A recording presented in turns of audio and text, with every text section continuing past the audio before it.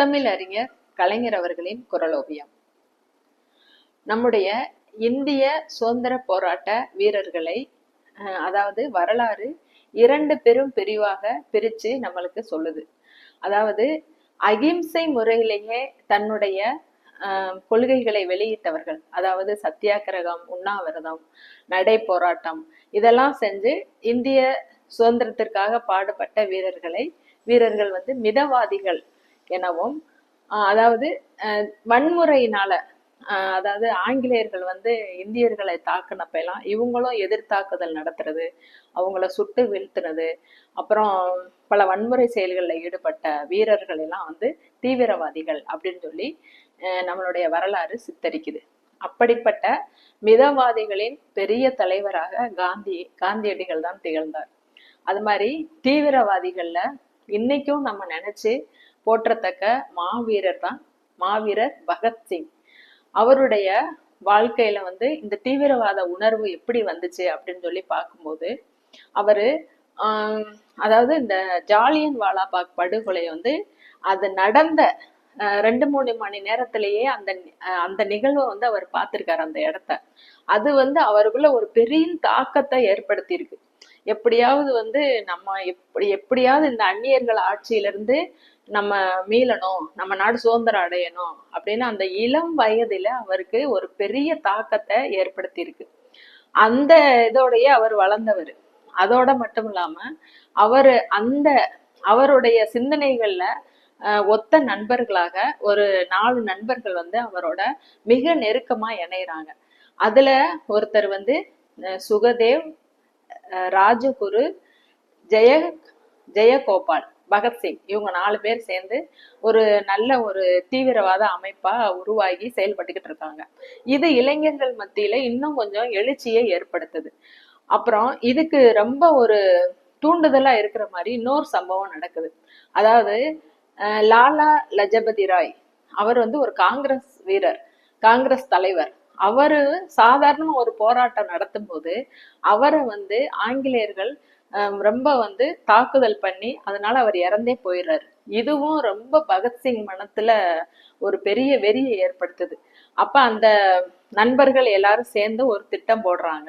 திட்டம் போட்டு எப்படியாவது இந்த லாலா லஜபதி ராய் இவரை தாக்குதல் நடத்தி கொன்ன அந்த காவல் வீரரை வந்து நம்ம எப்படியும் கொல்லணும் அப்படின்னு ஒரு தனியாத ஒரு வெறி அவங்க மனசுல ஏற்படுது.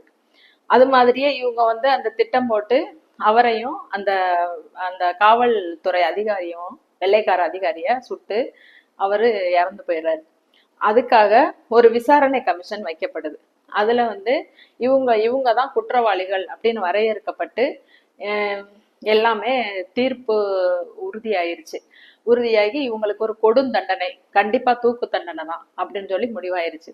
அதுக்கு வந்து பின்னணியா இவங்க பேசப்படுறது, இது திட்டமிட்ட கொலை, முன்னாடி இவங்க ரொம்ப திட்டமிட்டுட்டாங்க, அதனால இது கண்டிப்பா இது வந்து மரண தண்டனை தான் விதிக்கணும் அப்படின்னு சொல்லி அந்த வெள்ளை அரசாங்கம் பகத்சிங் மற்றும் அவர்களுடைய நண்பர்களுக்கு இந்த தண்டனை வந்து உறுதியாயிருச்சு. பகத்சிங் உள்ளிட்ட 4 நண்பர்களுக்கும் அந்த தூக்கு தண்டனை உறுதி செய்யப்பட்ட பின்னால அதுல அந்த ஜெயகோபால் வந்து அப்ரூவரா மாறிடுறான் ஆங்கில அரசுக்கு. ஆங்கில அரசு அதை சரியா பயன்படுத்திக்கிறது. ஏன்னா அவங்களுக்கு சரியான சாட்சி தேவை. அதனால இவனையே வந்து கோர்ட்ல வந்து இவன் அவங்க இன்னும் கொஞ்சம் மாத்திருப்பாங்கல்ல, மாத்தி கோர்ட்ல வந்து சாட்சியா நிறுத்திடுறாங்க. அந்த நேரம் ஜெயகோபால் வந்து இந்த நண்பர்களுக்கு எதிராகவே சாட்சி சொல்றான். இவங்கதான் சதிகாரவங்க, மோசக்காரங்க அப்படின்னு. அது வந்து ரொம்ப பொருத்தமாயிருச்சு அவங்களுக்கு அந்த தூக்கு தண்டனை நிறைவேற்றுறதுக்கு.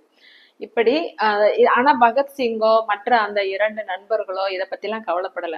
எங்களோட நோக்கம் வந்து எங்க நாட்டுக்கு சுதந்திரம், எங்களோட முடிவை பார்த்தாவது இன்னும் அதிகமான இளைஞர்கள் வந்து புரட்சி வேட்கை கொள்வார்கள், எங்க நாட்டுக்கு விரைவுல சுதந்திரம் கிடைக்கும் அப்படிங்கிறதான் அவங்களுடைய நோக்கமா இருந்துச்சு.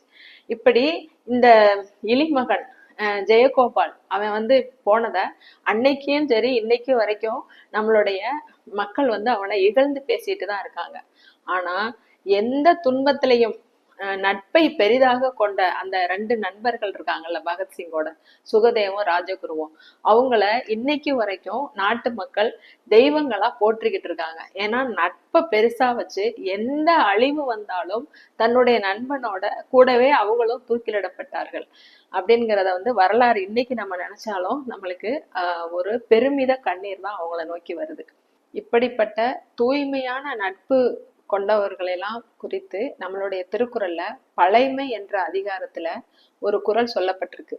எனக்கு இந்த குறளை படிக்கும்போது பகத்சிங் அவர்கள் வாழ்வில் நடந்த அவங்க நண்பர்கள் இவங்கெல்லாம் தூக்கிலிடப்பட்ட இந்த சம்பவம் தான் எனக்கு ஞாபகம் வந்துச்சு. எல்லைக்கண் நின்றார் துறவார் தொலைவிடத்தும் தொல்லைக்கண் நின்றார் தொடர்பு. நன்றி, வணக்கம்.